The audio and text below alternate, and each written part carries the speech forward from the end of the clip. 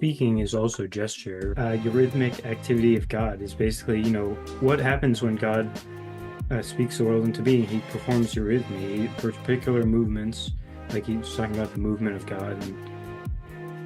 And I think that's... Yeah.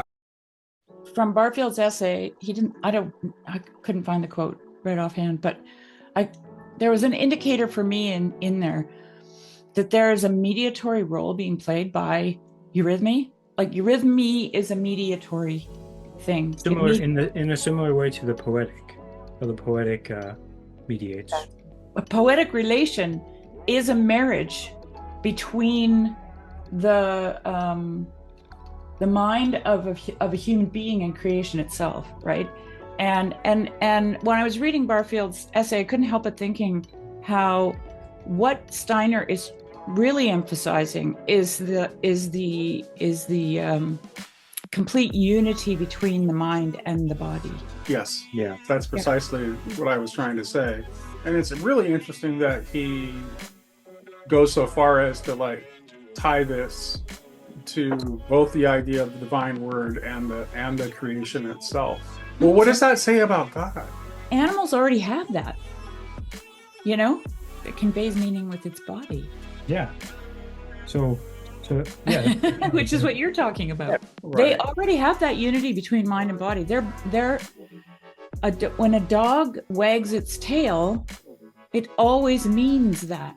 But we almost universally, we have a conception of God as disembodied spirit.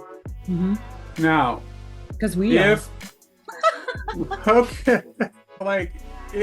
a God whose word that is eternally creating the world has an element of gesture and artisanship to it doesn't sound very disembodied. Well, no, because isn't that the whole gist of act and thought being the same thing? I don't know. I'm just like my first place that I would want to go is to just say this would be just an even deeper level of taking Maximus at his word when he says that creation is incarnation, right? Yes. And if we tie that back to the prologue to John's Gospel, then we can start to see what is really being suggested, right, about God.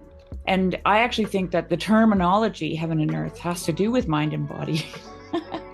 Sure. Heaven and earth. Okay. Yeah. So if we're mediating heaven and earth, we're actually bringing ourselves into alignment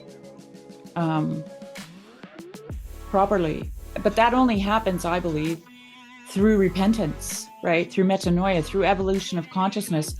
And that always includes, and this is why I'm constantly talking about this, it always includes a turning and facing God.